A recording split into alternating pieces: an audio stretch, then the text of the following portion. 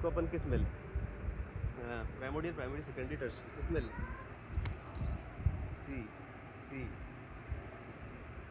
सी सी सी। सही बात। अगर यार जब स्क्रीनिंग की जाती है नॉर्मल हेल्दी पर्सनस में, उनमें से कुछ नॉर्मल निकल जाते हैं, कुछ को डिजीज़ डायग्नोस हो जाती है, कुछ को डिजीज़ डायग्नोस हो जाती है, डायग्नोसिस के बाद ट्रीटमेंट स्टार्ट हो जाता है। तो कुल मिला के हमारे स्क्रीनिंग का जो टारगेट है वो यही है, डिजीज़ को डायग्नोस करना और ट्रीट करना। ठीक है, तो स्क्रीनिंग से कुछ लोग नॉर्मल भी निकल जाते हैं, कुछ डिजीज़ भी निकल जाते हैं, लेकिन ये क्वेश्चन स्टैंडर्ड क्वेश्चन आया हुआ है, मजबूरी होती है हमारी जब भी स्क्रीनिंग आ जाए। अगर साहब स्क्रीनिंग का मतलब ही है, स्क्रीनिंग सीधा स्क्रीनिंग का जो टारगेट है वो यही है कि जो डिजीज़ पर्सन है उनको डायग्नोज करो, तो उसको उनका ट्रीटमेंट स्टार्ट करो। अगर ये क्वेश्चन एग्जाम में आ रहा है तो गलती नहीं करनी है। ठीक है, इस क्वेश्चन का एग्जैक्टली आंसर माना जाता है secondary level of prevention. Second level of prevention, तो चाहे स्क्रीनिंग आ जाए, चाहे स्क्रीनिंग आ जाए, चाहे नेशनल हेल्थ प्रोग्राम्स आ जाए, चाहे स्क्रीनिंग आ जाए, चाहे नेशनल हेल्थ प्रोग्राम्स आ जाए, हम लोग को secondary prevention, secondary level of prevention ही करके आना है एग्जाम में। कंफ्यूज नहीं होना है, स्क्रीनिंग प्राइमरी में भी रखते हैं, लेकिन जब अगर एग्जाम में क्वेश्चन आ रहा है तो हमें सेकेंडरी ही करना पड़ेगा, नेशनल हेल्थ प्रोग्राम का भी और स्क्रीनिंग का भी। राइट आंसर रहेगा सेकेंडरी लेवल ऑफ प्रिवेंशन, क्योंकि इसमें भी हम बेसिकली डायग्नोस करके ट्रीटमेंट के ही पीछे पड़े हैं। That's why. Question number next, अगर किसी ने कभी भी सुना है सोच के बताइए, 40 डे डिटेंशन वर्ड किसके लिए रखा जाता है? 40 डे डिटेंशन वर्ड किसके लिए रखा जाता है? कभी किसी ने कहीं भी सुना है तो 40 डे डिटेंशन ये वर्ड किसके लिए बेसिकली? क्वारंटाइन के लिए, इंक्यूबेशन पीरियड के लिए, आइसोलेशन के लिए, लेटेंट पीरियड के लिए, किसके लिए होता है वर्ड? हाँ जी, नहीं सुना किसी ने, कोई बात नहीं, नई क्वेश्चन। कह रहा है 40 डे डिटेंशन बेसिकली एक इटालियन वर्ड था, एक इटालियन वर्ड है, क्वारंटा जियोर्नी। एक इटालियन वर्ड हुआ करता है क्वारंटा जियोर्नी, उसको बोलते हैं 40 डेज। ठीक है, क्वारंटा जियोर्नी। हुआ क्या था बेसिकली? हुआ ये था कि साहब इटली बंदरगाह पर, इटली बंदरगाह, इटली पोर्ट पर, इटली पोर्ट पर एक शिप को, इटली पोर्ट पर एक शिप को, जिसमें पेशेंट थे प्लेग के, जिसमें पेशेंट थे प्लेग के, और वो भी ब्यूबोनिक प्लेग के, ब्यूबोनिक प्लेग के। 40 days detention basically Italy word है। ठीक है, इटली में क्या हुआ था कि साहब इटली में एक बार एक शिप जब आया, उस शिप में करीबन, ठीक है, ब्यूबोनिक प्लेग के बहुत सारे पेशेंट बने हुए थे। उस शिप को, उस शिप को इटली पोर्ट पर आने से पहले 40 दिन रोका गया था। 14 डेज डिटेंशन, 14 डेज डिटेंशन मतलब दूर रखना, दूर रखना, 40 डेज डिटेंशन। ठीक है, तो जिसको ये पता है साहब क्वारंटा जियोर्नी, वो समझ जाएगा साहब कि हाँ, ऐसा कोई वर्ड अगर किसी शब्द से संबंध रखता है तो वह क्वारंटाइन, वो है क्वारंटाइन। तो ये एक छोटी सी कहानी है जो हमसे पूछी जाती है कि साहब 40 डेज डिटेंशन बेसिकली किस फिनोमिना से रिलेटेड है। तो आपको बोलना कुछ नहीं है, एक इटली वर्ड है क्वारंटा जियोर्नी, इटली वर्ड है, वहीं से आया है क्वारंटाइन, इसी वर्ड से आया है क्वारंटाइन। क्वारंटा जियोर्नी एक इटली वर्ड है। हुआ कुछ नहीं था, इटली के बंदरगाह पर 40 दिन तक एक जहाज़ को रोका गया था जिसमें पेशेंट थे ब्यूबोनिक प्लेग। ठीक है, तो 40 दिन तक बाकी लोगों ने खुद को बचाने के लिए उन लोगों को दूर रखा, तो स्वस्थ लोगों ने खुद को बचाने के लिए उन लोगों से दूर रखा, इसीलिए इसी वर्ड के आधार पर एक नया नाम आविष्कार किया गया और that is quarantine. Quarantine word कहाँ से आया, उसी पे आधारित है क्वेश्चन, उसी पे आधारित है क्वेश्चन। हमसे क्या क्या पूछ सकते हैं बता देता हूँ। ठीक है, हमसे पूछते हैं साहब 40 डे डिटेंशन का मतलब क्वारंटा जियोर्नी, क्वारंटा जियोर्नी का मतलब क्वारंटाइन। और आपसे पूछ सकते हैं कौन सी बीमारी से संबंधित है, तब बोल देना प्लेग। कौन से टाइप का plague? Bubonic plague, bubonic plague. तो ये क्वेश्चन भी हमसे पूछा गया है, एक अच्छा क्वेश्चन माना जाता है इसको कि सब 14 डेज डिटेंशन बेसिकली है क्या बना। तो कुछ नहीं, इटालियन बंदरगाह पर एक शिप में जिसमें भरे पड़े थे ब्यूबोनिक प्लेग के पेशेंट, 40 दिन तक उसको शिप को वहीं रखा था, उसको एंटर होने नहीं दिया था, इसीलिए ये वर्ड ईजाद किया गया क्वारंटाइन, क्वारंटाइन। इनक्यूबेशन पीरियड आप समझते हैं, ठीक है, इनक्यूबेशन पीरियड आप समझते हैं कि साहब एंट्री ऑफ ऑर्गेनिज्म से लेके फर्स्ट साइन एंड सिम्टम्स आने में जो टाइम पीरियड लगता है उसको बोलते हैं इंक्यूबेशन पीरियड। दूसरा ऑप्शन अपने को सिखा रहा है कि साहब इंक्यूबेशन पीरियड क्या बला होती है। इंक्यूबेशन पीरियड का मतलब जैसे ही कोई ऑर्गेनिज्म बॉडी में एंटर करता है और पहली बार साइन एंड सिम्टम्स अपीयर होते हैं, उस टाइम ड्यूरेशन को बोला जाता है इंक्यूबेशन पीरियड।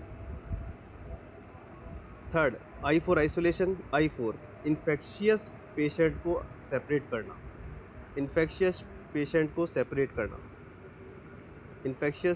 सेपरेट करना। ये भी हम पढ़ चुके हैं, इसको बोलते हैं आइसोलेशन।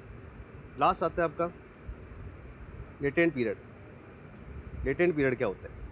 तो जनरली लेटेंट पीरियड बोलते हैं साहब कि जैसे ही कोई रिस्क फैक्टर आपकी लाइफ में आया और जो डिजीज़ है वो आपकी डायग्नोस हुई,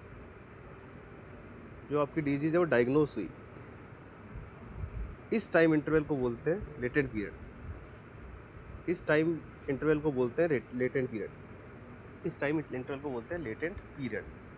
तो क्वारंटाइन, स्वस्थ आदमी को अलग करना। इंक्यूबेशन पीरियड, जैसे ही एंट्री ऑफ द ऑर्गेनिज्म हुआ, पहला साइन एंड सिम्टम आया, वो इंक्यूबेशन पीरियड। आइसोलेशन मतलब इन्फेक्शियस पेशेंट को अलग करना, ठीक है। और लास्ट का लेटेंट पीरियड होता है रिस्क फैक्टर जैसे ही आपकी लाइफ में आया। सपोज आपकी लाइफ में आ गया कार्सिनोजन और आपको कभी कहीं जाके डायग्नोस हुआ कैंसर, इस टाइम पीरियड को बोलते हैं लेटेंट पीरियड। अच्छा क्वेश्चन क्या पूछा जाता है मैं बता देता हूँ आपको। एग्जामिनर कहता है कि साहब जो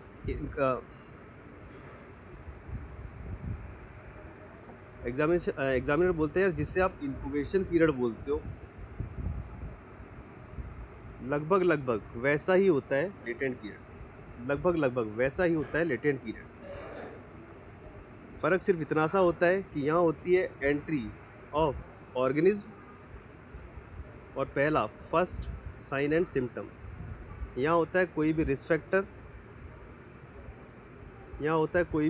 फैक्टर और disease diagnose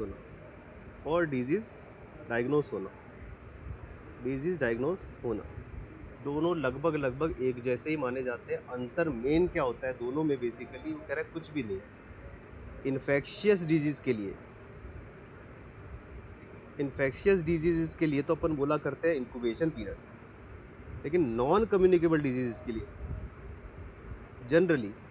generally non communicable disease के लिए बोलते हैं लेटेंट पीरियड। क्वेश्चन ये आया हुआ है एग्जाम में कि साहब इंक्यूबेशन पीरियड मोर और लेस किसके जैसा होता है, किससे रिजेंबल करता है? तो बोल देना लेटेंट पीरियड जैसा होता है इंक्यूबेशन पीरियड। दोनों में इतना सा ही फ़र्क है, एक लगता है संक्रामक बीमारियों पर, फैलने वाली बीमारियों पर, और जो लेटेंट पीरियड है वो लगता है असंक्रामक बीमारियों पर, नॉन कम्युनिकेबल डिजीज़। इतना सा फ़र्क है दोनों में और कुछ भी नहीं। Incubation period is equal to लगभग लेटेंट पीरियड। इंक्यूबेशन पीरियड होता है इन्फेक्शियस डिजीज़ के लिए जनरली, और लेटेंट पीरियड होता है आपका नॉन कम्युनिकेबल डिजीज़ के लिए। दोनों में ज़्यादा फर्क नहीं है। ठीक सा। तो 14 डेज डिटेंशन क्वारंटाइन नहीं, मतलब क्वारंटाइन वर्ड वहाँ से आ गया। आइसोलेशन में आप इन्फेक्शियस पेशेंट को अलग करते हो। इंक्यूबेशन और लेटेंट पीरियड लगभग एक जैसे ही होते हैं। इंक्यूबेशन पीरियड जो लगता है वो लगता है इन्फेक्शियस डिजीज़ पे जनरली, और जो आपका लेटेंट पीरियड है वो लगता है नॉन कम्युनिकेबल डिजीज़ पे जनरली। क्वेश्चन ये आया हुआ है, आपसे पूछा गया कि साहब इंक्यूबेशन पीरियड लगभग किसके जैसा दिखता है, तो आप बोल देना लेटेंट पीरियड को इंक्यूबेशन पीरियड के ऑलमोस्ट रिजेंबल माना जाता है। ठीक sir. Next question. Next third, फटाफट बताओ। The concept of level of prevention aims at. The concept of levels of prevention aims at. ये थोड़ा क्वेश्चन नया है आपके लिए, थोड़ा सा अच्छा क्वेश्चन है ये। फिर भी अगर आप थोड़ा सा दिमाग लगा के बोलना चाहोगे तो क्या बोलना चाहोगे? लेवल्स ऑफ प्रिवेंशन का लक्ष्य क्या है, टारगेट क्या है?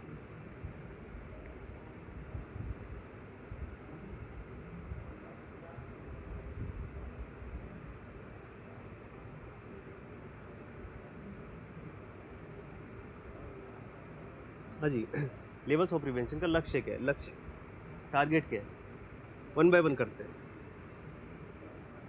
लेवल ऑफ प्रिवेंशन कभी भी ठीक है, प्रोग्नोसिस की बात नहीं करता है। लेवल ऑफ प्रिवेंशन कभी भी प्रोग्नोसिस की बात नहीं करता है, करता भी है तो सेकेंडरी लेवल करता है, लेकिन वो डायग्नोसिस की बात करता है, प्रोग्नोसिस की बात नहीं करता, पहला हो नहीं सकता। ठीक है, लेवल्स ऑफ प्रिवेंशन का इरेडिकेशन ऑफ डिजीज से कोई लेना देना नहीं है। इरेडिकेशन ऑफ डिजीज से कोई लेना देना नहीं है, क्योंकि या तो ये बीमारी होने से बचाता है या बीमारी होने के बाद जो होते हैं प्रयास वो करता है। इरेडिकेशन से इसका कोई लेना देना नहीं है। प्रिवेंशन, एपिडेमिक्स में प्रिवेंशन का कोई रोल नहीं है। एपिडेमिक्स में प्रिवेंशन का कोई रोल नहीं है। तो अगर आप हिट एंड ट्रायल से भी करोगे तो भी आपको एक आंसर मिलेगा, intervening in the natural history of a disease. Intervening in the natural history of a disease, ये क्वेश्चन आया हुआ है, अच्छा क्वेश्चन माना जाता है। एग्जामिनर क्या सिखाना चाह रहे हैं बता देता हूँ। एग्जामिनर कह रहे हैं साहब आपने थोड़े दिन पहले पढ़ा है कि साहब एक ट्रायंगल हुआ करता है, एपिडेमियोलॉजिकल ट्रायड। एपिडेमियोलॉजिकल ट्रायड, इसमें एक होता है आपका एजेंट, इसमें एक होता है आपका एजेंट, एक होता है आपका होस्ट और एक होता है आपका एनवायरनमेंट। एक होता है आपका एनवायरनमेंट, एक होता है एजेंट, एक होता है होस्ट, एक होता है आपका एनवायरनमेंट। ठीक है, एक चीज़ मैं आपको उसी दिन समझा चुका हूँ, सिर्फ इन तीनों का होना बीमारी नहीं करता है, सिर्फ इन तीनों का होना बीमारी नहीं करता है। ठीक है, तो ये कह रहा है साहब अभी ऑर्गेनिज्म ने एंट्री नहीं की है। ठीक है,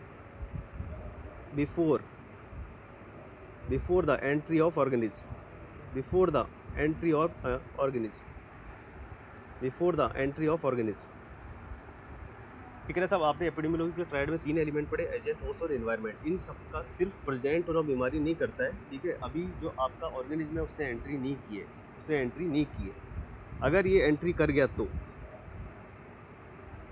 अगर इन तीनों में इंटरेक्शन हो गया तो, अगर इन तीनों में इंटरेक्शन हो गया तो, अगर इन तीनों में इंटरेक्शन हो जाए,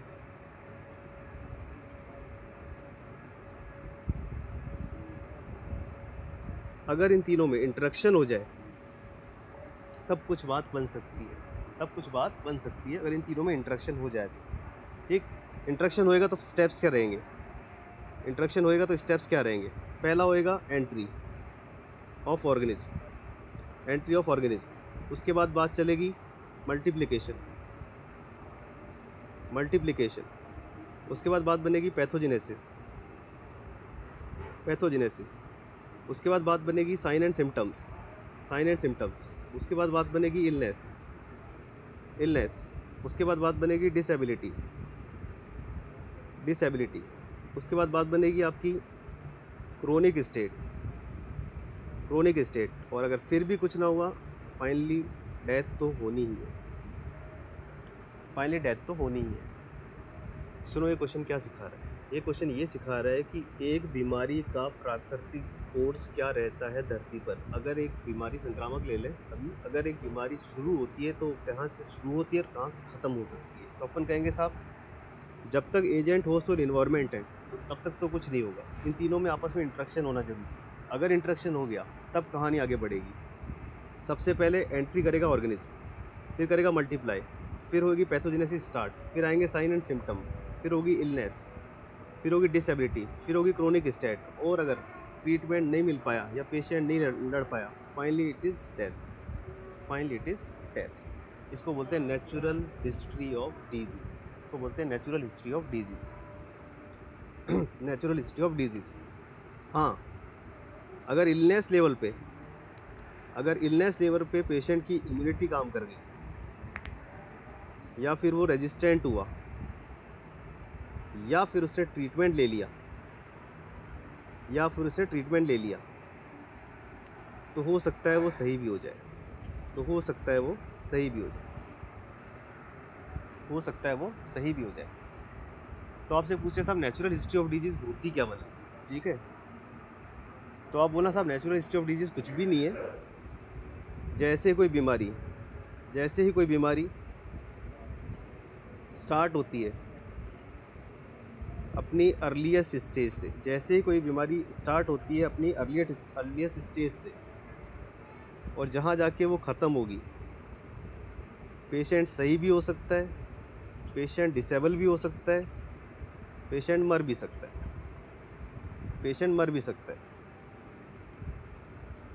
तो भैया इस कोर्स को बोलते हैं नेचुरल हिस्ट्री ऑफ डिजीज़, इस कोर्स को बोलते हैं नेचुरल हिस्ट्री ऑफ डिजीज़। इस कोर्स को बोलते हैं natural history of disease.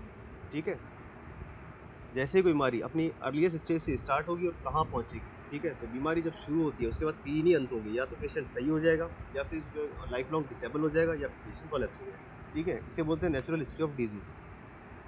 Natural history of disease.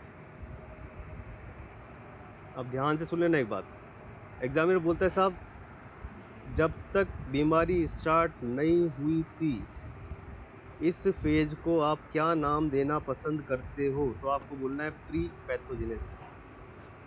Pre pathogenesis.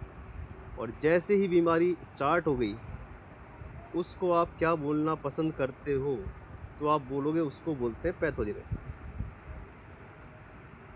उसको बोलते हैं पैथोजेनेसिस। इसको बोलते हैं पैथोजेनेसिस।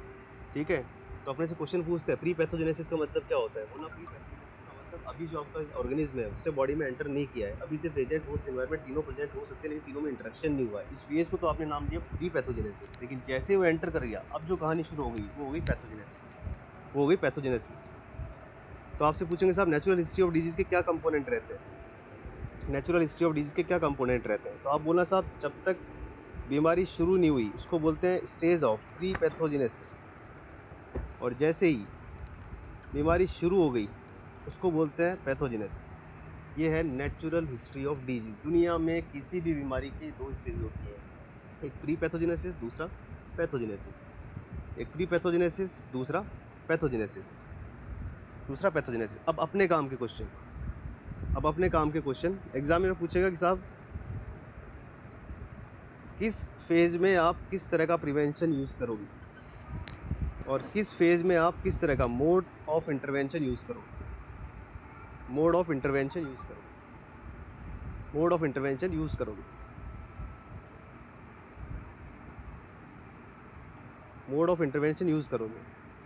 अब खुद ही सोच के बताओ यार, प्री पैथोजेनेसिस में कौन सा प्रिवेंशन करोगे, प्राइमोडियल, प्राइमरी, सेकेंडरी की टर्शरी। क्वेश्चन आएगा प्री पैथोजेनेसिस जो फेज है उसमें कौन सा इंटरवेंशन काम में आ सकता है, कौन सा लेवल ऑफ प्रिवेंशन काम में आ सकता है, प्राइमरी, सेकेंडरी की टर्शरी। प्राइमरी, सेकेंडरी की टर्शरी। प्राइमरी, सेकेंडरी की टर्शरी। ठीक है साहब, तो इतना तो हम पढ़ चुके हैं। बीमारी होने से पहले जो किया जाता है that is primary level of prevention. Primary level of prevention. और बीमारी होने के बाद जो किया जा सकता है दैट इज सेकेंडरी या फिर टर्शरी, या फिर tertiary level of prevention. Tertiary level of prevention. तो भैया आपसे दुनिया के किसी एग्जाम में पूछा जाए कि साहब प्री पैथोजेनेसिस में कौन से लेवल ऑफ प्रिवेंशन की बात हो सकती है, प्राइमरी की बात हो सकती है। पैथोजेनेसिस में कौन से लेवल ऑफ प्रिवेंशन की बात हो सकती है, तो भैया सेकेंडरी या फिर टर्शरी की हो सकती है। ये आता है क्वेश्चन जो हमसे पूछा जाता है एग्जाम में कि साहब लेवल ऑफ प्रिवेंशन बेसिकली किससे जुड़े हुए हैं। लेवल ऑफ प्रिवेंशन जुड़े हुए हैं नेचुरल हिस्ट्री ऑफ डिजीज। अगर आप प्री पैथोजेनेसिस फेज की बात कर रहे हो तो अपन जो अप्लाई कर सकते हैं वो प्राइमरी लेवल ऑफ प्रिवेंशन, और अगर आप पैथोजेनेसिस फेज में आ चुके हो तब आप अप्लाई कर सकते हो सेकेंडरी या tertiary level of prevention. Modes of intervention अपने को पता है। प्राइमरी पे आप बोलते हो कि साहब हमारे पास होते हैं हेल्थ प्रमोशन, हेल्थ प्रमोशन या फिर स्पेसिफिक प्रोटेक्शन। ये बात हम पहले कर चुके हैं। तो प्राइमरी पे मोड ऑफ इंटरवेंशन क्या रहेंगे, या तो होगा आपका हेल्थ प्रमोशन या रहेगा आपका स्पेसिफिक प्रोटेक्शन। सेकेंडरी पे क्या होता है, तो आप बोले साहब सेकेंडरी पे हम कर सकते हैं या तो डायग्नोसिस और उसके बाद ट्रीटमेंट। टर्शरी पे क्या कर सकते हो, टर्शरी पे आप बोलोगे साहब हम कर सकते हैं या तो डिसेबिलिटी, लिमिटेशन या फिर रिहेबिलिटेशन, या फिर रिहेबिलिटेशन, या फिर रिहेबिलिटेशन। चलिए सर कोई दिक्कत पता लगता है, या फिर तो इस तरह के क्वेश्चन भी आते हैं। अब ये क्वेश्चन हार्ड लगते हैं, हार्ड होते नहीं है क्वेश्चन। वो कह रहे हैं नेचुरल हिस्ट्री ऑफ डिजीज किससे जुड़ी हुई है। अरे तो भैया नेचुरल हिस्ट्री ऑफ डिजीज क्या हो सकती है, जब बीमारी शुरू नहीं हुई तो प्री पैथोजेनेसिस, जब शुरू हो गई तो पैथोजेनेसिस। ठीक है, जब एंट्री नहीं हुई ऑर्गेनिज्म की तो प्री पैथोजेनेसिस, जब एंट्री हो गई है तो पैथोजेनेसिस होगी। तो बोल रहे हैं साहब प्री पैथोजेनेसिस में आप कौन सा प्रिवेंशन सोच सकते हो, प्राइमरी सोचेंगे या तो हेल्थ प्रमोशन या स्पेसिफिक प्रोटेक्शन। पैथोजेनेसिस में आप क्या सोच सकते हो, पैथोजेनेसिस में आप सोचेंगे या तो सेकेंडरी या टर्शरी। सेकेंडरी में डायग्नोसिस और ट्रीटमेंट, टर्शरी में डिसेबिलिटी, लिमिटेशन और रिहेबिलिटेशन। इस तरह के क्वेश्चंस को भी डील करना आना चाहिए। लेवल्स ऑफ प्रिवेंशन कहीं ना कहीं, लेवल्स ऑफ प्रिवेंशन कहीं ना कहीं जो जुड़े हुए हैं that is natural history of disease. इस छोटे छोटे से टॉपिक को भी थोड़ा सा इग्नोर मत करके जाना, इससे भी क्वेश्चन आएंगे। थोड़ा समझना पड़ेगा basically natural history of disease होती क्या है। ठीक है, तो ये हमने आपको क्लियर कर दिया natural history of disease. Next, ये इजी क्वेश्चन है, फटाफट बताइए। आज का टॉपिक शुरू करेंगे, फटाफट बताइए। Iodization of salt comes under which level of prevention? ये बहुत ही इजी क्वेश्चन है, बता देंगे सब लोग, जल्दी बताओ। नमक में आयोडीन मिला के घरों में यूज किया जाना, ये किस तरह का प्रिवेंशन है? प्राइमोडियल, प्राइमरी, सेकेंडरी की टर्शरी? प्राइमोडियल, प्राइमरी, सेकेंडरी की टर्शरी? समझते हैं हम लोग पूरे सब। आयोडीन, आयोडीन मतलब गोइटर, मतलब गोइटर, मतलब हाइपोथायराइडिज्म, हाइपोथायराइडिज्म से बचना है, बचना है। तो भैया बीमारी होने से पहले, बीमारी होने से पहले तो आप जो कुछ करोगे that would be primary, that would be primary level of prevention. ये तो इजी है, इसमें कोई दिक्कत नहीं है। अगर आप कुछ नहीं कर रहे हो, ठीक है, एक तरह से आप स्पेसिफिक प्रोटेक्शन दे रहे हो, एक तरह से आप स्पेसिफिक प्रोटेक्शन दे रहे हो। घरों में नमक में आयोडीन मिलाया जाना मतलब गोइटर होने की पॉसिबिलिटी खत्म हो जाएगी, कम हो जाएगी। तो किसी भी बीमारी को होने से पहले जो भी हम प्रयास करते हैं that is primary level of prevention, primary level of prevention, जैसे स्पेसिफिक प्रोटेक्शन। लास्ट क्वेश्चन, हाँ जी last question. WHO declared India trachoma free on? WHO ने इंडिया को ट्रेकोमा फ्री कब किया? WHO declared India trachoma free on, on WHO declared India trachoma free on. देखो भैया, ये तो हम बात कर चुके हैं लास्ट क्लास में। 7 दूनी 14, 7 दूनी 14, ये बात तो हम कर चुके हैं। WHO ने डिक्लेयर किया था पोलियो फ्री। पहला तो इस क्वेश्चन का आंसर नहीं है, पहला तो इस क्वेश्चन का आंसर नहीं है। दूसरा, दिसंबर 2005 नंबर आया था लेप्रोसी का, लेप्रोसी एलिमिनेशन। दूसरा भी इस क्वेश्चन का आंसर नहीं हो सकता। तीसरा, जुलाई 2016, दो नाम आते हैं, एक हमने लिखा था यॉज और दूसरा हमने लिखा था मैटरनल एंड नियोनेटल टेटनस। तो न पहला हो सकता है, न दूसरा हो सकता है, न तीसरा हो सकता है। तो ले दे के एक ही ऑप्शन आपके पास बच रहा है और वो है चौथा ऑप्शन, वो है चौथा ऑप्शन। तो साहब हम बता देते हैं आपको,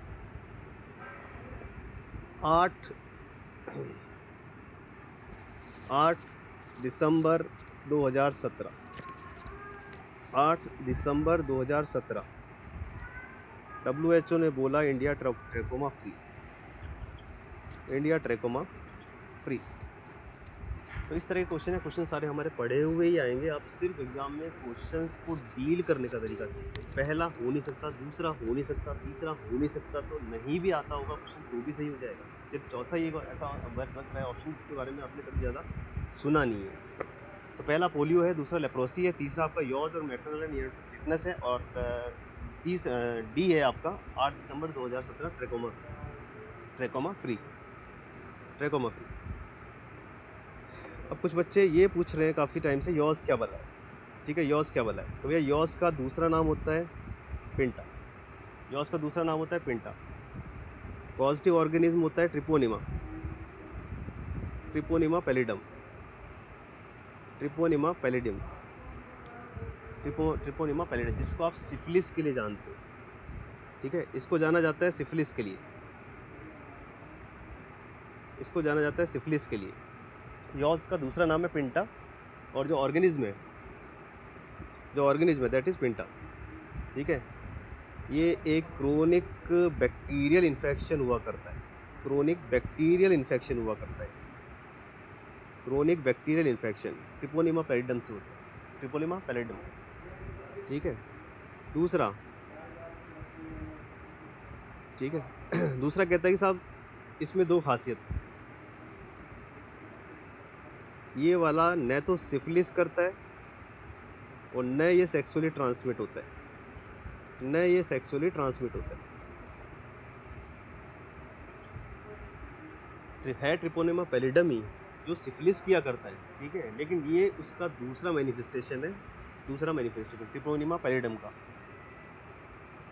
जनरली किसको शिकार बनाया? बच्चों में, चिल्ड्रन, बच्चों में हुआ करता है ये, ठीक है, बच्चों में। किसकी डिजीज है?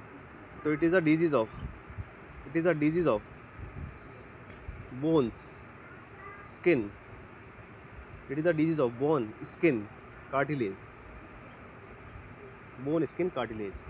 तो यॉज पिंटा एक क्रोनिक बैक्टीरियल इन्फेक्शन है, ट्रिकोनिमा पैलिडम से ही होता है, जो कि सिफिलिस करता है, लेकिन ये सिफिलिस नहीं है, न ही ये सेक्सुअली ट्रांसमिट होता है, ठीक है। ये तो बच्चों में एक तरह का इन्फेक्शन है, उसके द्वारा जो होता है, यॉज पिंटा बोलते हैं इसको।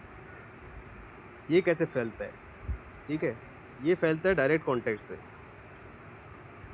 ये फैलता है डायरेक्ट कॉन्टैक्ट से, ये फैलता है डायरेक्ट कॉन्टैक्ट से, direct contact, skin to skin. ये फैलता है डायरेक्ट कॉन्टैक्ट से, स्किन टू स्किन कॉन्टैक्ट से फैलता है, डायरेक्ट कॉन्टैक्ट से। नेक्स्ट ज़्यादा कहाँ देखने को मिलता है? ठीक है, तो ये ट्रॉपिकल एरियाज़ में, tropical areas of Asia and Africa, tropical areas of Asia and Africa, tropical areas and Africa. Next question पूछते हैं, फर्स्ट हॉलमार्क साइन क्या है? फर्स्ट हॉलमार्क साइन क्या है? फर्स्ट हॉलमार्क साइन क्या है? तो साहब इसमें बनता है रेड सोर, रेड सोर,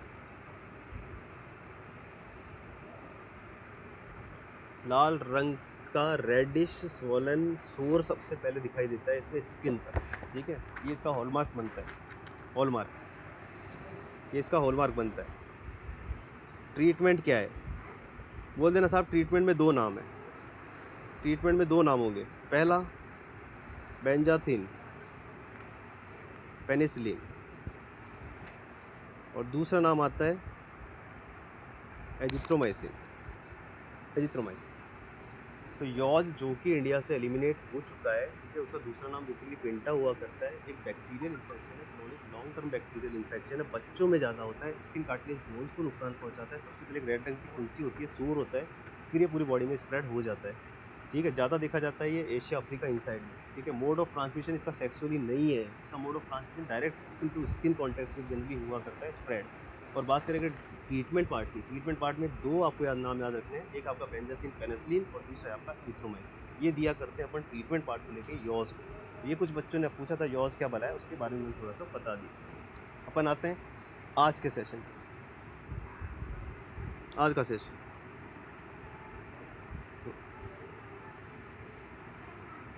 उसके बाद वो बता देंगे। हम आते हैं अपने आज के सेशन पे।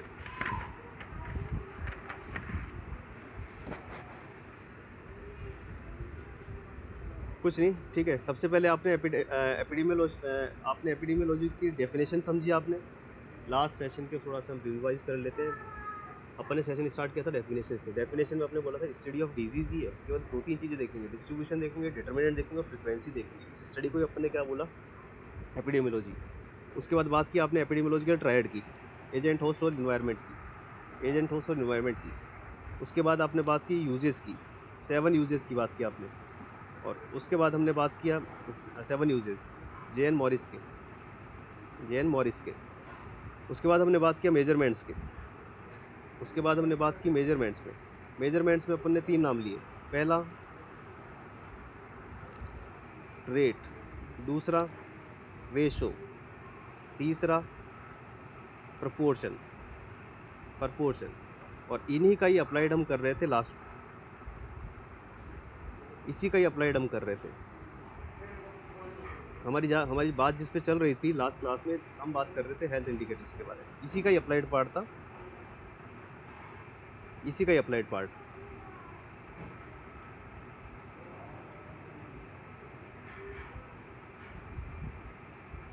ये कहानी अपन लोगों ने शुरू की थी। एपिडेमियोलॉजी डेफिनेशन समझी, यूजेस समझे, ट्रायड समझा, हेल्थ, उसके बाद हमने मेजरमेंट्स देखे, रेट रेशियो प्रोपोर्शन देखे। रेट रेशियो प्रोपोर्शन का अप्लाइड पार्ट जो था हेल्थ इंडिकेटर्स, उन पे हम बात कर रहे थे लास्ट वाली क्लास में। हेल्थ इंडिकेटर्स की बात कर रहे थे हम लोग लास्ट वाली क्लास में। हेल्थ इंडिकेटर्स, वो बोल रहा था साहब हेल्थ इंडिकेटर्स में हमने 3 तरह के इंडिकेटर्स की बात की। पहला आपने बोलना हाँ, पहला आपने बोलना चाहा था डिसेबिलिटी इंडिकेटर्स, डिसेबिलिटी इंडिकेटर्स। दूसरा आपने बोलना चाहा था मॉर्बिडिटी इंडिकेटर्स, मॉर्बिडिटी इंडिकेटर्स। और तीसरा आपने बोलना चाहा था मोर्टेलिटी इंडिकेटर्स, मोर्टेलिटी इंडिकेटर्स। तीसरा आपने बोलना चाहा था मोर्टेलिटी इंडिकेटर। पूरा रिवाइज करने का अपने पास टाइम नहीं है, हम सिर्फ याद दिला देते हैं। यहाँ आपने बात की थी सबसे पहले सुलिवान इंडेक्स की, सुलिवान इंडेक्स जिसको आपने नाम दिया था disability free life expectancy.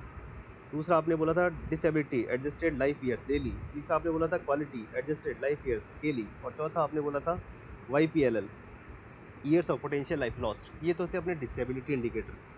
Morbidity की बात करें, मॉर्बिडिटी में आपने पहला नाम लिया था incidence and prevalence, incidence and prevalence. उसके बाद आपने बात की थी notification, attendance rate, discharge, admission, duration of stay, spell of sickness. ये सारी बातें हम लोगों ने कर ली। अब कुछ बच्चों को थोड़ा सा लग रहा है इंसिडेंस प्रिवलेंस थोड़ा सा कम समझ में आया, यहीं से शुरू करते हैं हम आज।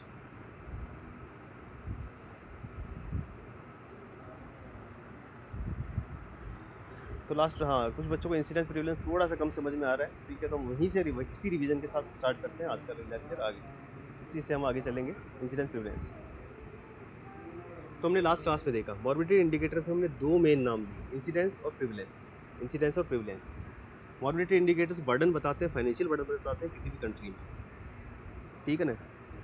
तो एग्जामिनर बोलता है यार कुछ भी दिक्कत नहीं, हमने बोला था सर इंसिडेंस का मतलब इंसिडेंटली, हमारी लाइफ में कुछ भी इंसिडेंटली होता है, नया होता है, नया। इंसिडेंस में हमेशा आते हैं नए केसेस, सिर्फ नए केसेस देखे जाते हैं, सिर्फ नए केसेस। से फॉर एग्जांपल इंसिडेंस, प्रिवलेंस। वो कह रहे साहब एक विलेज में ए में 50 नए केसेस मिले टीबी के, 50 न्यू केसेस मिले टीबी के, 50 न्यू केसेस मिले टीबी के। तो भैया ये 50 पर 1000, 50 केसेस पर 1000 ऑफ पॉपुलेशन, पर 1000 ऑफ पॉपुलेशन। ये तो बना इंसिडेंस, ये तो बना इंसिडेंस। उसी गांव में कुछ दिनों बाद, उसी गांव में कुछ दिनों बाद 25 नए पेशेंट और मिल गए, 25 नए पेशेंट्स और मिल गए टीबी के, 25 नए पेशेंट और मिल गए टीबी के। तो भैया 50 हो गए अब पुराने और 25 हो गए अब नए, 25 हो गए अब नए। तो ये जो 75 बना, ये बन गया बेसिकली प्रिवलेंस। तो ऐसा मुश्किल नहीं है दोनों को समझना। तो साहब सिंपल सा एग्जांपल है, किसी गांव में 50 नए केसेस मिले टीबी के पहली बार, तो बन गई इंसिडेंस, ठीक। अब वो बोल रहा है साहब थोड़े दिनों बाद 25 नए केस और मिल गए, 25 नए केस और मिल गए। तो साहब जो 25 नए केस मिले ये तो इंसिडेंस है, ये तो इंसिडेंस है।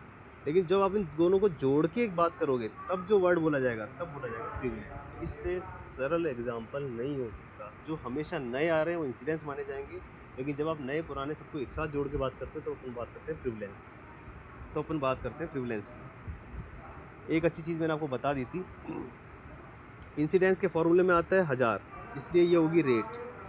लेकिन प्रिविलेंस के फॉर्मूले में आता है 100, इसलिए ये होता है प्रोपोर्शन, इसलिए ये होता है प्रोपोर्शन, पहली बात, ठीक है। दूसरा ये आगे पढ़ लेंगे, इंसिडेंस को सबसे अच्छा समझाने वाली स्टडी होती है कोहॉर्ट स्टडी, जो हम आगे डिस्कस करेंगे। और प्रिविलेंस को सबसे अच्छा समझाने वाली स्टडी होती है वो होती है cross section study, cross section study. तो नए मतलब इंसिडेंस, नए प्लस पुराने मतलब प्रिविलेंस, ठीक है। I for incident, I for incidentally, incident मतलब नया, ठीक है। P for prevalence, P for पुराने भी देखो और नए भी देखो। जब जब नए आएंगे तो वो इंसिडेंस होगा, लेकिन जब पूरा एक साथ बोलोगे तो वो प्रिविलेंस होगा, तो वो प्रिविलेंस होगा, प्रिविलेंस।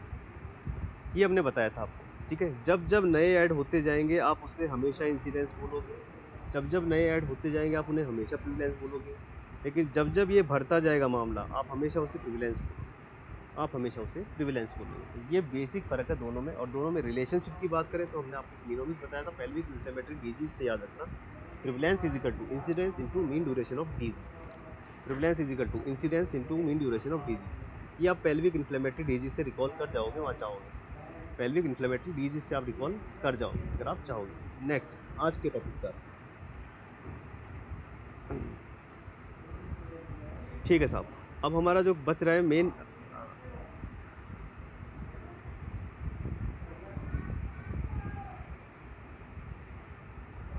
आज हम अपनी कहानी शुरू करेंगे मोर्टेलिटी इंडिकेटर्स।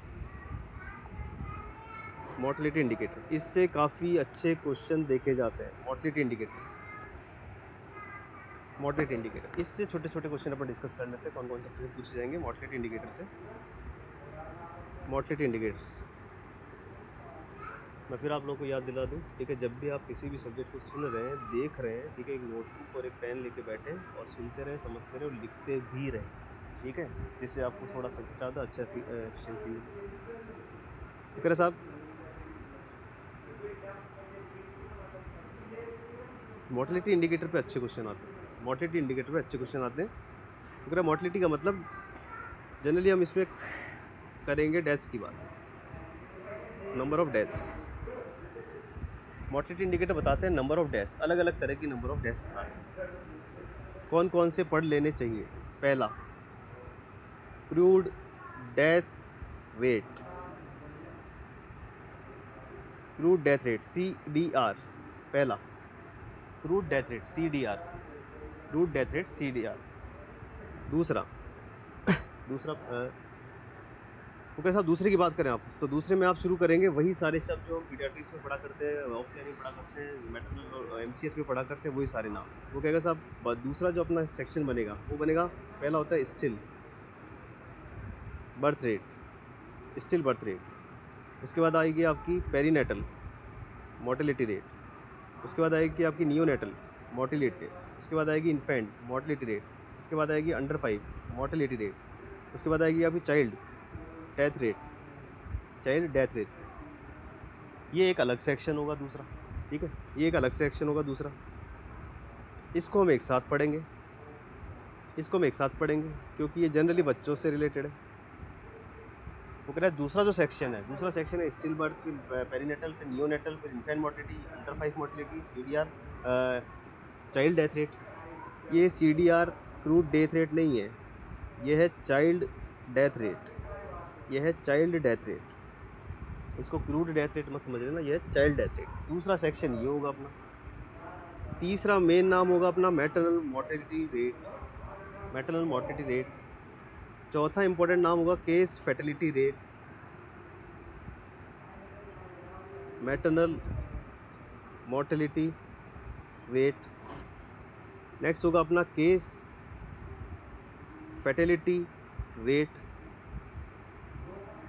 नेक्स्ट होगा अपना SDR, SDR मतलब specific death rate, specific death rate. और लास्ट होगा अपना YPLL, years of potential life, years of potential life lost, years of potential life lost. एक तो पहले इनके आप दर्शन कर लो, क्वेश्चन खूब आएंगे इन पे, ठीक है, क्योंकि ये अलग अलग जगह पढ़े जाते हैं। ये पीडियाट्रिक्स में पढ़े जाते हैं, या आपका कम्युनिटी हेल्थ में पढ़ा जाता है, या आपका नेशनल प्रोग्राम्स में पढ़े जाते हैं। ये बहुत जगह पढ़े जाते हैं इंडिकेटर्स, ये सेंसर में पढ़े जाते हैं, डेमोग्राफी में भी पढ़े जाते हैं, ठीक है। तो इनसे रिलेटेड जो अच्छे अच्छे क्वेश्चन है वो आज अभी यही डिस्कस करके इसको खत्म कर दें।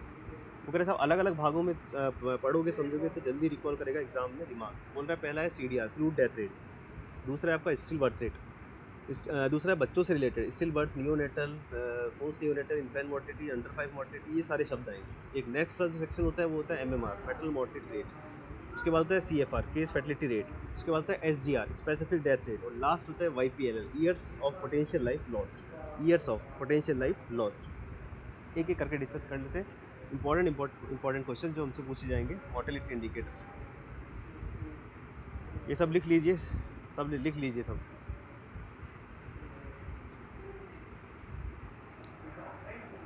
इसको स्क्रीन पे क्लियर नहीं दिख रहा, ये बच्चे बोल रहे स्क्रीन क्लियर नहीं दिख रही, ऐसा क्यों।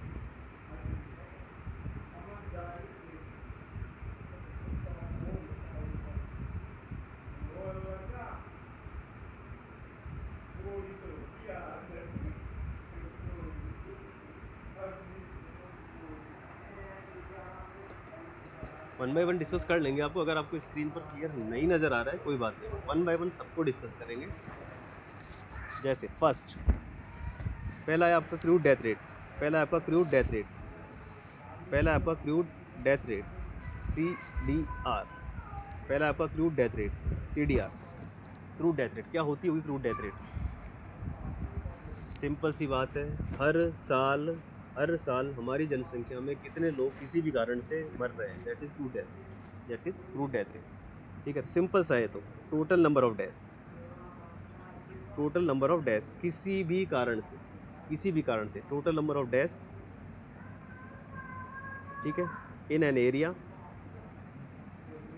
During specific period of time, during specific period of time.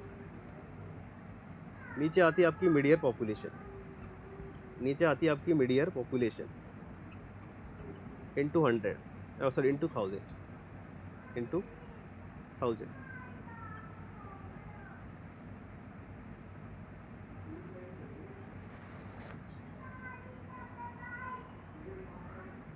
Into 1000। तो भैया ये सभी रेट्स हैं, है ना, ये सभी रेट्स हैं, ये सभी रेट्स हैं। मैं आपको पुरानी स्लाइड पे ले जाऊँ एक बार, ये सभी रेट्स हैं, ठीक है। Crude death rate, crude death rate simple सा फॉर्मूला होता है total number of deaths in a country in a given period of time divided by mid year population into 1000। इसको बोलते हैं क्रूड डेथ रेट। सिंपल सा formula है, इससे कुछ भी नहीं पूछेगा, मोर्टेलिटी इंडिकेटर हुआ करता है। सेकंड वन इज इम्पोर्टेंट, बच्चों वाला इम्पोर्टेंट है। तो कह रहा साहब बच्चों वाले में थोड़ा सा अपने को दिमाग लगाना पड़ेगा। अब एक तो बात समझ लो, हमारा दिमाग इमेजनरी फ्लो डायग्राम्स, डायग्रामेटिक ये थोड़ा ज़्यादा समझता है, ठीक है। तो जो दूसरा जो सेक्शन आ रहा है बच्चों वाला, उसमें ये डायग्राम अपने दिमाग में रख लेना हमेशा के लिए, ठीक है, हमेशा के लिए। तो कह रहे साहब जब बच्चा जन्म लेता है, जब बच्चा जन्म लेता है डे 0, ठीक है, डे फर्स्ट, जब बच्चा जन्म लेता है,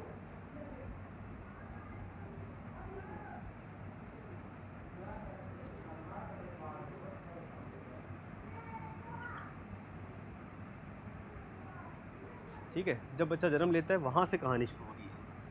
वो कह रहे साहब थोड़ा पीछे चले तो एक इम्पॉर्टेंट पीरियड आएगा पहले, 20th week of gestation, 20th week of gestation, 20th week of gestation, यहाँ से कहानी शुरू होगी।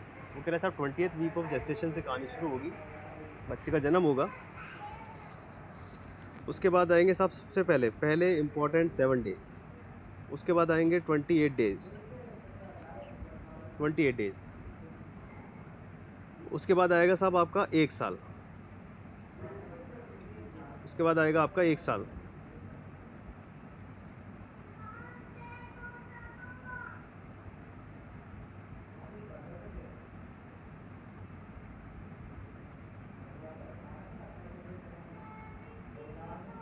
उसके बाद आएगा आपका 1 साल, और उसके बाद आएगा फिर 4 साल, और लास्ट में आएंगे 5 साल, लास्ट में आएंगे 5 साल।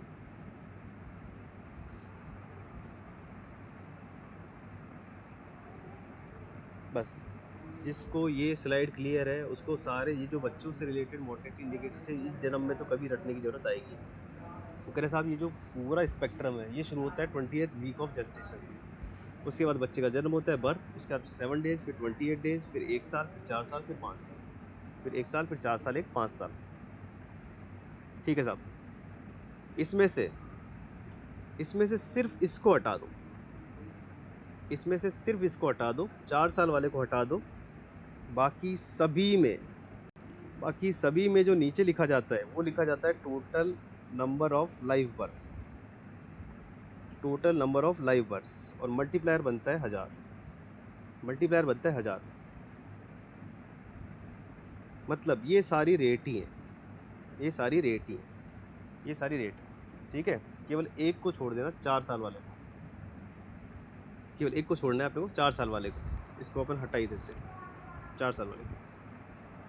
तो कह रहे साहब अब किसी का भी फार्मूला हो, अगर वो आपसे पूछे स्टिल बर्थ, अगर वो आपसे पूछे स्टिल बर्थ रेट, अगर वो आपसे पूछे साहब पेरीनेटल मोर्टेलिटी रेट, अगर वो आपसे पूछे नियोनेटल मोर्टेलिटी रेट, अगर वो आपसे पूछे इन्फेंट मोर्टेलिटी रेट, अगर वो आपसे पूछे अंडर 5 मोर्टेलिटी रेट, इन सभी में नीचे जो लिखा जाता है वो total number of live birth होता है। सबके अलग अलग फॉर्मूले रट के अपने दिमाग की एनर्जी वेस्ट मत करना, ठीक है। वो कह रहे साहब अगर आपको इन शब्दों का मतलब आता है ना तो सारे फॉर्मूले क्लियर है, सारे अपने से क्वेश्चन आंसर में डील हो जाएंगे। वो कह रहे साहब केवल एक छोड़ दो 4 साल वाला, उसके अलावा सभी में नीचे आते हैं total number of live birth, ठीक है, total number of live birth. और जो मल्टीप्लायर होता है वो होता है 1000 सभी में। अब सिर्फ शब्दों का मतलब समझना है, कौन सा शब्द आपको क्या समझाना चाह रहा है, ठीक है साहब। वो कह रहे साहब जब आप आओगे 20th वीक ऑफ गेस्टेशन से, जब आप आओगे 20th वीक ऑफ गेस्टेशन से लेके बर्थ तक, ठीक है, तब उसको अपन बोलते हैं स्टिल बर्थ, तब अपन उसको बोलते हैं स्टिल बर्थ। स्टिल बर्थ एक महीने वाले बच्चे, एक महीने वाले बच्चे बोले जाते हैं नियोनेट्स, एक महीने वाले बच्चे बोले जाते हैं नियोनेट्स, एक महीने वाले बच्चे बोले जाते हैं नियोनेट्स, नियोनेट्स। एक साल वाले बच्चे बोले जाते हैं इन्फेंट्स, एक साल वाले बच्चे बोले जाते हैं इन्फेंट्स। तीसरा, एक साल वाले बच्चे बोले जाते हैं इन्फेंट्स, इन्फेंट्स। बस इसमें ये ज़रूर है, इसमें ये ज़रूर है अपना,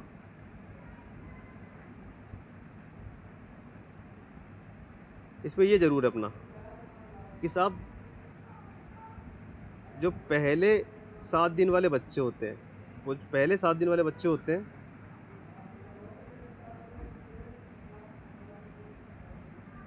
पहले 7 दिन वाले बच्चों को बोला जाता है अर्ली नियोनेट्स।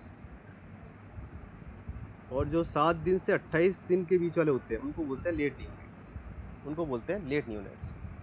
तो आप इस डायग्राम को दिमाग में रख लो, आपको ये सारी रेट्स नहीं रटनी पड़ेंगी इस जन्म में। सिर्फ 4 साल वाले बच्चों को छोड़ दो, इसके अलावा जितने भी ये इंडिकेटर हैं उन सब में नीचे जो डिनोमिनेटर है वो लिखा जाता है total number of live birth, सब में गुणा किया जाता है 1000 से, ठीक है। सिर्फ शब्दों का मतलब पता होना चाहिए कौन क्या है, ठीक है।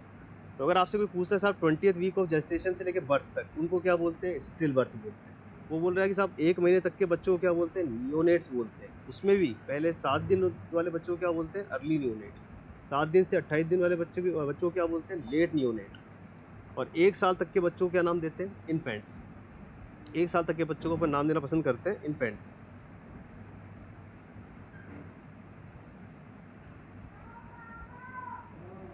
एक साल तक के जो बच्चे होते हैं उनको अपन नाम देना पसंद करते हैं इन्फेंट्स, इन्फेंट्स। तो बस ये शब्द क्लियर होने चाहिए अपने को, ठीक है। और साहब ये बनेंगे अपने 5 साल तक के बच्चे लास्ट, 5 साल तक के बच्चे लास्ट, ठीक। तो पहले इस डायग्राम को आप दिमाग में रख लो। इस डायग्राम, अगर ये डायग्राम आपके दिमाग में इजी हो जाएगी हर चीज़, ठीक है। एक टर्म बच रही है स्टिल बर्थ से लेके, स्टिल बर्थ से लेके और स्टिल बर्थ से लेके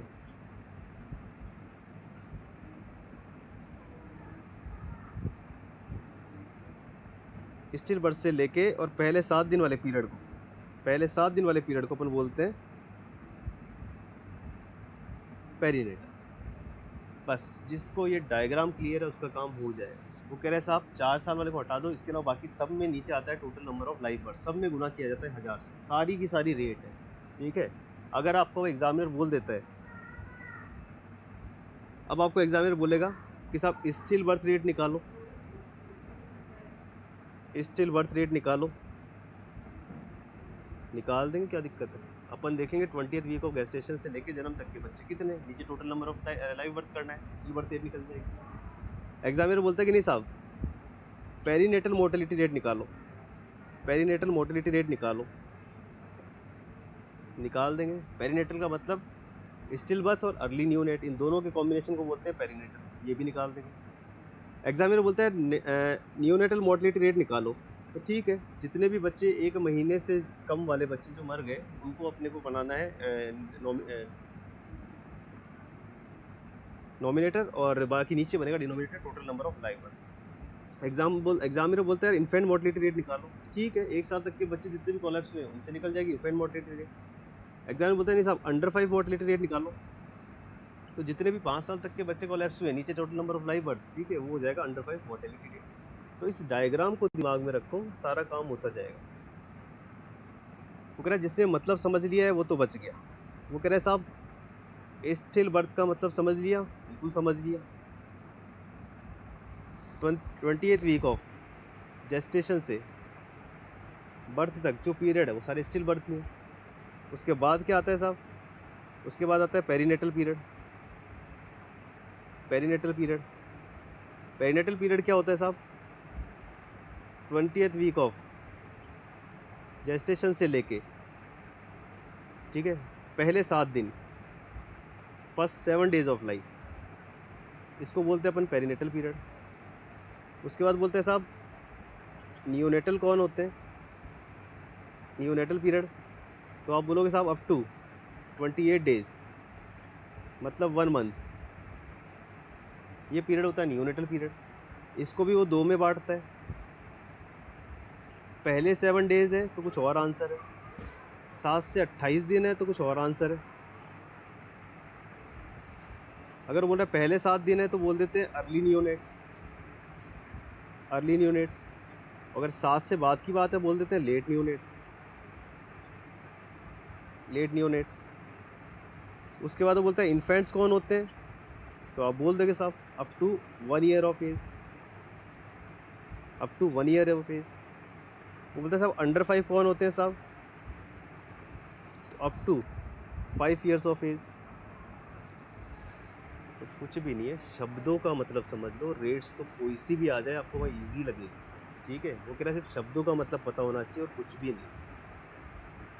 एग्जामिनर बोलता है स्टिल बर्थ रेट निकालो, तो आप कुछ मत करना, 20th वीक ऑफ गेस्टेशन से बर्थ तक जितने भी बच्चे कलर्स हुए मरे हैं, ठीक है, वो उनको आप बेसिकली डिवाइड कर दोगे total number of live birth से, निकल जाएगी स्टिल बर्थ रेट। वो कहता है नहीं साहब पेरीनेटल मोर्टेलिटी रेट निकालो, तो आप 2 चीज़ जोड़ोगे, एक तो 20th वीक ऑफ गेस्टेशन से लेकर बर्थ और पहले 7 दिन वाले, इन दोनों को जोड़ोगे तो होगा पेरीनेटल।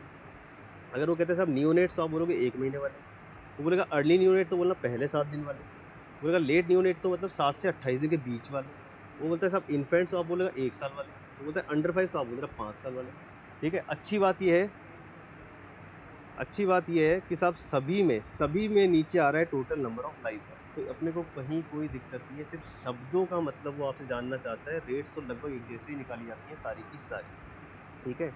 इन्हें दिमाग में रख लेना आप, सारी रेट्स को कैसा भी निकालना हो शब्दों का मतलब आना चाहिए। केवल एक थोड़ा सा बचता है और वो है 4 साल वाला।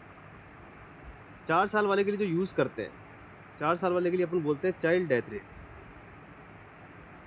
Child death rate. तो थोड़ा सा 4 साल वाला अलग है, तो कह रहा है सिर्फ 4 साल वाले के लिए दिक्कत है। 4 साल वाले के लिए जो वर्ड यूज़ किया जाता है वो होता है child death rate, child death rate. इसको 1 to 4 ईयर,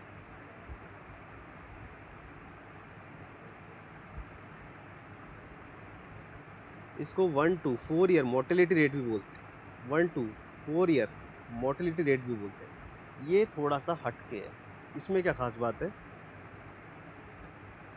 इसमें बोलता है ऊपर तो वही लेते हैं, ऊपर तो वही लेते हैं total number of deaths, total number of deaths of children, total number of deaths of children 1 to 4 years, 1 to 4 years, 1 to 4 years.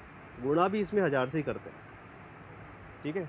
इसमें क्या करते हैं अपन, ऊपर लेते हैं 1 से 4 साल तक के बच्चों की जो डेथ हुई उनको लेते हैं, ठीक है। गुणा भी इसमें 1000 से ही करते हैं सारी ये रेट, बस इसमें एक गड़बड़ है थोड़ी सी। ये कहता है साहब इसमें नीचे लेते हैं total number of children of 1 to 4 years of age group.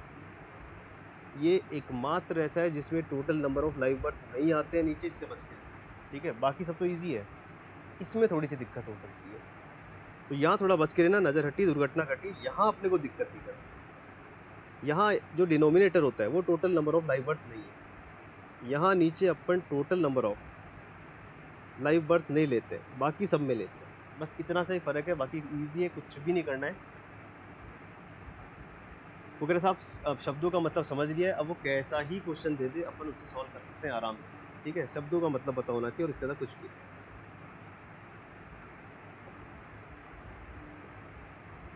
वो कह रहे साहब स्टिल बर्थ, वो कह रहे साहब स्टिल बर्थ दिए आपको 50, नियोनेट्स आपको दिए 20, इन्फेंट्स आपको दिए 10, अंडर 5 आपको दिए 30। ठीक है, number of death, number of death, number of death, early neonate दे दिए उसने, अर्ली न्यूनेट्स दे दिए उसने 5,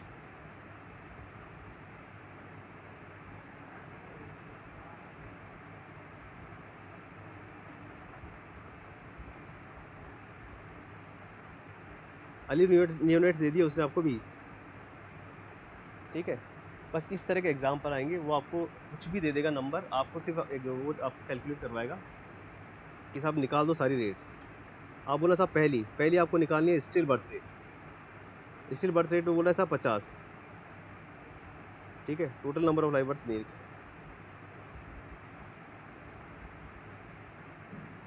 टोटल जो नंबर ऑफ लाइव बर्थ है, total number of live birth, total number of live birth दे दिया उसने आपको 500, 500, कुछ नहीं करना। वो कह रहे साहब स्टिल बर्थ कितने 50, टोटल कितने 500, गुणा किससे करना है 1000, निकल जाएगी still birth rate. Second, second बोलता है कि साहब निकालो perinatal mortality rate, perinatal mortality rate. तो आप बोलोगे साहब स्टिल बर्थ है 50 और अर्ली न्यूनेट है 20। नेक्स्ट वो बोलता है साहब निकालो नियोनेटल मोर्टेलिटी रेट, नियोनेट कितने हैं 20, बाकी वही। उसके बाद बोलता है निकालो infant mortality rate, infant death कितनी है 10।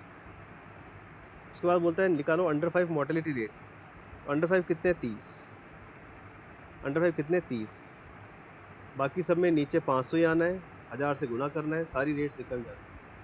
ठीक है, तो ऐसा कुछ भी नहीं है, इजी क्वेश्चन आएंगे। अगर शब्दों के मतलब मालूम है तो आप सेफ हो, है ना।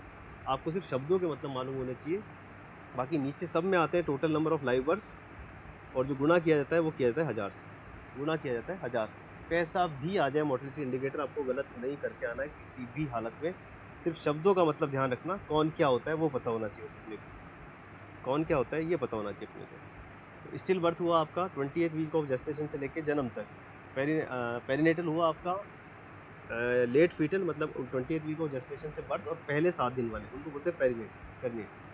नियोनेटल होते हैं 1 महीने वाले, पहले 1 महीने वाले, पहले 7 दिन वाले हैं तो अर्ली नियोनेट है, 7 दिन से 28 दिन के बीच वाले हैं तो लेट नियोनेट है। इन्फेंट्स होते हैं आपके up to 1 year of age, और अंडर 5 होते हैं आपके up to 5 year of age. ठीक है, सिर्फ इससे बच के रहना child death rate. Child death rate में नीचे total number of live birth नहीं आता है, चाइल्ड डेथ रेट में नीचे आता है total number of children of 1 to 4 years of age. ठीक है, तो इन मोर्टेलिटी इंडिकेटर्स को थोड़ा सा देख लेना। नेक्स्ट नेक्स्ट आती है आपकी maternal mortality rate, maternal mortality rate, MMR, maternal mortality rate, maternal mortality rate. उसे आप वो बोलते हैं साहब इसमें देखते हैं total number of maternal deaths, total number of maternal deaths, total number of maternal deaths during pregnancy, during pregnancy और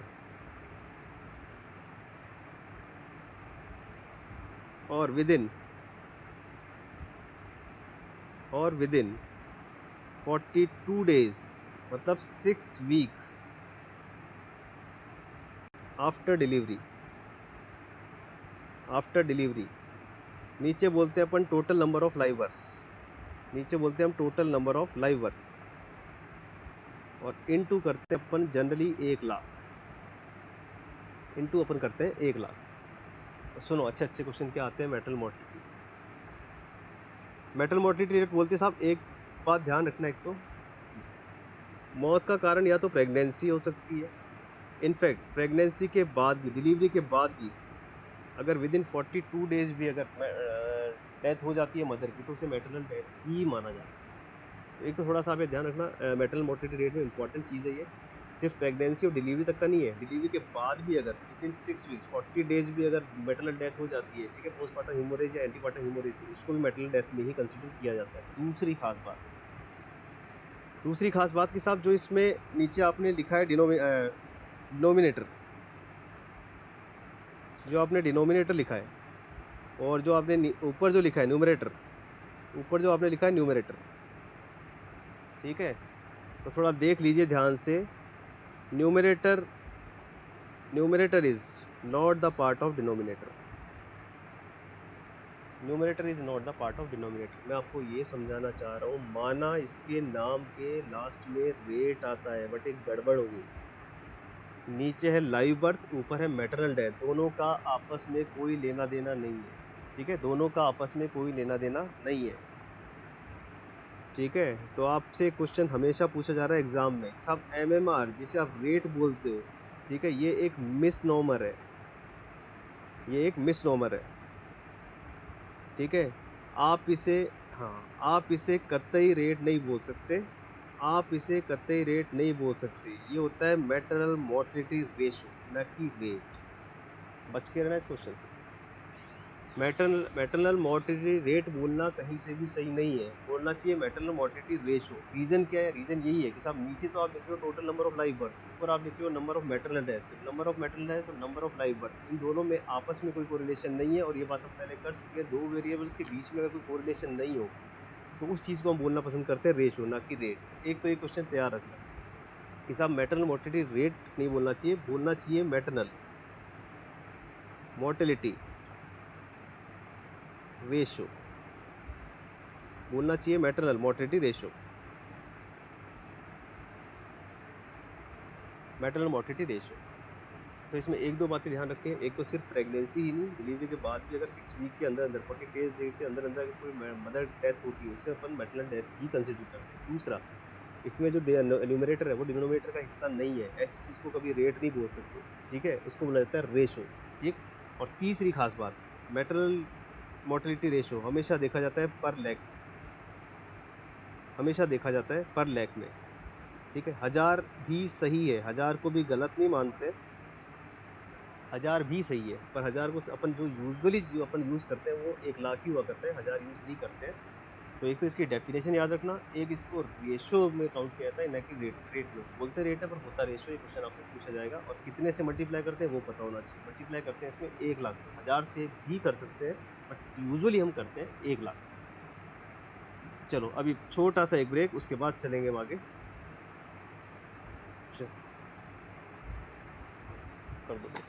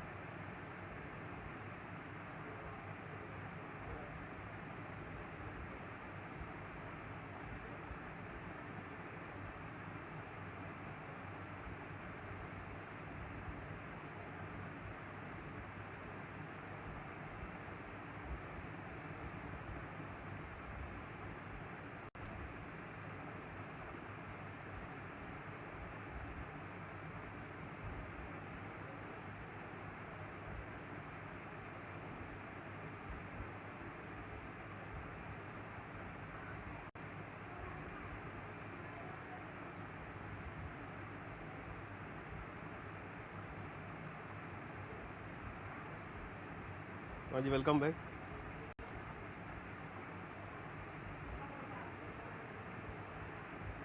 next is case fertility rate. Case fertility rate. Next indicator is case fertility rate, CFR। Case fertility rate CFR नाम से ही तो यार, total कितने cases थे, total number of cases कितने थे, उसमें से कितने फेटल हो गए, कितनों की डेथ हो गई, तो इसका तो नाम से याद आ जाएगा। तो कैसे आपका टोटल नंबर ऑफ केसेस कितने थे और उसमें से कितने फेटल हो गए, कितनों की डेथ हो गई, इसी को अगर आप कैलकुलेट करोगे तो उसको बोला जाएगा case fertility rate. Case fertility rate तो कैसे आप ऊपर रख रहा है टोटल नंबर ऑफ, ऊपर रखना है आपको total number of deaths among cases of any disease और नीचे आप रखोगे total number of cases of that disease तो साहब जैसा नाम वैसे आंसर देना। ये कह रहे साहब केस फर्टिलिटी मतलब किसी भी डिजीज कितने टोटल केस थे और उनमें से कितने उस डिजीज के कारण कोलैप्स हो गए, डेथ हो गई। इसको रिलेशनशिप को अपन नाम देना चाह रहे हैं केस फर्टिलिटी रेट। ठीक है, ये बच के रहना है ना, नजर हटी दुर्घटना घटी। ठीक है, नाम की ही रेट है ये, लेकिन इसका मल्टीप्लायर होता है इसका 100। ठीक है, ये रेट नहीं है, ये प्रपोर्शन है। हमने आपको बोला था 3 से बच के रहना है, मिनोमिक था CPS, 3 से बच के रहना है। पहला आपका केस फर्टिलिटी रेट, दूसरा है आपका प्रिविलेंस और तीसरा है आपका स्पेसिफिक डेथ रेट। ये 3 नाम से भले कुछ भी नज़र आते हो, बट ये होते प्रपोर्शन, ये तीनों। तो केस फर्टिलिटी रेट जो है आपकी उसमें 100 से मल्टीप्लाई किया जाता है, वो रेट नहीं हुआ करता है, प्रपोर्शन हुआ करता है, प्रपोर्शन। और क्या अच्छे क्वेश्चन पूछते हैं इससे, और अच्छे क्वेश्चन पूछे जाते हैं केस फर्टिलिटी रेट से। तो भैया नाम से ही कौन सी बीमारी कितनी ज़्यादा घातक है, कितनी ज़्यादा खतरनाक है, कितनी ज़्यादा परेशान करने वाली है, ये सिर्फ CFR ही बता सकती है। ठीक है, जिस डिजीज़ के CFR जितनी ज़्यादा होगी वो उतनी ही खतरनाक होगी। ठीक है, तो ये कह रहा साहब, अगर क्वेश्चन बहुत बार आता है, क्वेश्चन आपसे पूछा जाता है कि साहब उस इंडिकेटर का नाम बताइए जो बताता है किलिंग पावर ऑफ डिजीज, या वो कौन सा इंडिकेटर है जो बताता है वायरुलेंस ऑफ डिजीज। ये 2 क्वेश्चन आप जरूर तैयार करके चले जाना। तो अगर साहब जिस बीमारी की CFR जितनी ज़्यादा होगी वो उतनी ही घातक, उतनी ही खतरनाक होगी।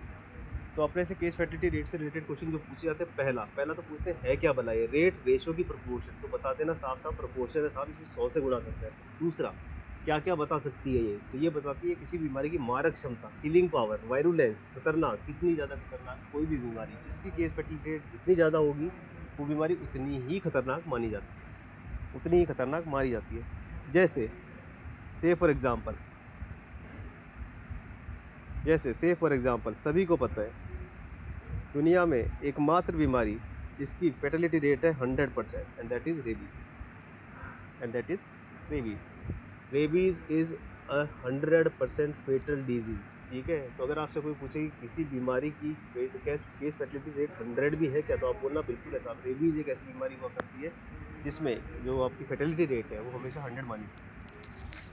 तो एक तो ये याद रखें कि ये प्रोपोर्शन है, दूसरा क्या बताती है ये याद रख के बार बार पूछते हैं। किलिंग पावर, वायरुलेंस, घातक जो क्षमता होती है वो CFR से ही पता लगती है। जितनी CFR ज़्यादा उतनी ही बीमारी घातक मानी जाएगी। जैसे रेबीज़ का CFR होता है 100%। ठीक है, जिसको रेबीज़ हुआ that would be collapse. Next last 2 नाम आपके बचते हैं। एक आपका बचता है स्पेसिफिक डेथ रेट, बनता है स्पेसिफिक डेथ रेट, और एक आपका बनता है YPLL। स्पेसिफिक डेथ रेट बोलते हैं total number of deaths due to specific cause. अब स्पेसिफिक डेथ रेट को केस फर्टिलिटी रेट मत मान लेना, वो कह रहा है साहब स्पेसिफिक डेथ रेट में स्पेसिफिक कॉज कुछ भी हो सकता है, ठीक है। कॉज आपका एजेंट हो सकता है, कॉज आपका कोई रिस्क फैक्टर हो सकता है, कॉज आपका कोई केमिकल हो सकता है, कुछ भी हो सकता है। तो केस फैटिलिटी रेट तो अलग चीज़ है, वो तो बीमारी पे लगती है, ठीक है। बाकी ये कह रहा है कि स्पेसिफिक डेथ रेट मतलब कोई भी विशेष कारण से जो डेथ हो रही है वो, पहला डिफरेंस। दूसरा इसमें अपन नीचे लिखते हैं मिड ईयर पॉपुलेशन, इसमें अपन लिखते हैं mid year population, mid year population. और तीसरा सबसे इम्पोर्टेंट, इसमें गुणा किया जाता है 100 से, इसलिए ये भी होता है प्रपोर्शन, न कि रेट, न कि रेट।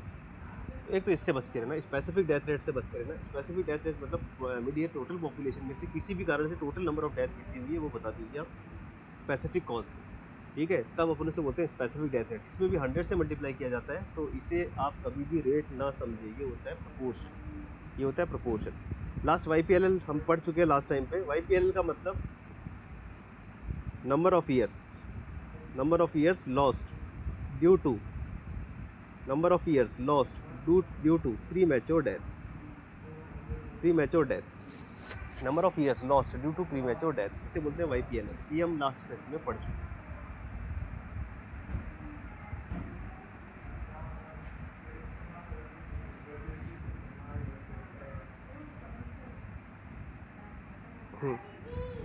इस तरीके से ये अपने सारे इंडिकेटर्स हैं। इस पे एक दो सब पे इम्पोर्टेंट क्वेश्चन अपने को पता होना चाहिए। एक तो हमने आपको बता दिया है MMR जो है आपका maternal mortality rate basically rate नहीं है, इसको रेशो में लेते हैं। एक तो इससे बच कर आपका केस फर्टिलिटी रेट